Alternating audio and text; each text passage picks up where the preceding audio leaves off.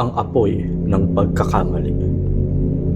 Sa isang malayong baryo na napapalibutan ng makapal na gubat, naninirahan ang mag-inang si Aling Rosa at ang kanyang anak na si Lira. Tahimik ang kanilang buhay sa kubo sa may gilid ng kagubatan. Si Lira ay isang magandang dalagita na may malamlam na mata at mahabang buhok. Samantalang si Aling Rosa naman ay kilala bilang isang hilot at manggagamot gamit ang mga halamang gubat. Ngunit sa kabila ng kanilang kabutihan, madalas silang pagtsismisan. Marami ang naiinggit sa kagandahan ni Lira at ang iba na may natatakot sa mga halamang gamot ni Aling Rosa. Dahil dito, madalas silang tawaging kampo ng kadiliman. Lalo na tuwing may hindi maipaliwanag na pangyayari sa baryo. Isang gabi ng habagat, natagpo ang patay ang isang matandang babae na kilalang masungit at palaaway, si Lola Minda. Wala siyang pamilya at maraming nakakaalitan.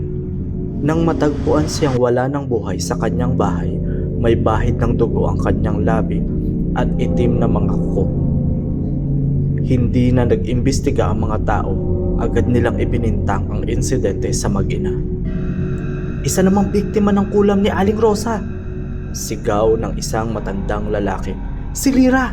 Nakita ko siyang dumaan sa bahay ni Lola Minda bago ito mamatay. Sabay sigaw pa ng isa. Sa galit at takot, pinagkaisahan ng mga taga-baryo ang mag-ina. Kinaladkad nila palabas sa kanilang kubo at itinali sa isang poste sa gitna ng plaza. Si Lira ay umiiyak habang yakap ng mahigpit si Aling Rosa.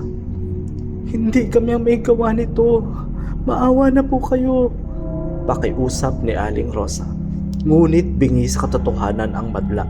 Sa hudyat ng punong barangay, sinindihan ng tuyong kahoy sa paligid nila. Lumiyabang apoy. Ang sigaw ng mag-ina ay humalo sa apoy at gabi.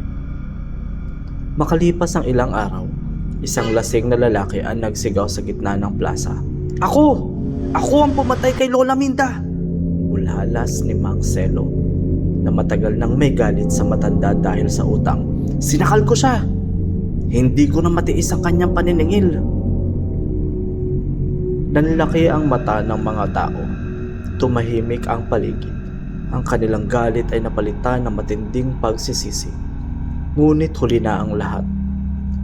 Mula noon, gabi-gabi ay may naririnig na hikbi sa plaza. May mga nagsasabing may anino ng babae at batang umiiyak na lumilitaw kapag sumasapit ang dilim. Minsan, may nagsasabing amoy usok at sunog ang hangin kahit walang apoy. Sa dulo ng plaza, may cross na kahoy na nakasulat. Ang kamalian bunga ng maling panghusga sa nakaraan ay di na mababawi. Huwag basta maniwala sa bulong ng takot. At ang baryo ay nabuhay sa katahimikan, hindi sa kapayapaan, kundi sa takot at pagsisisi.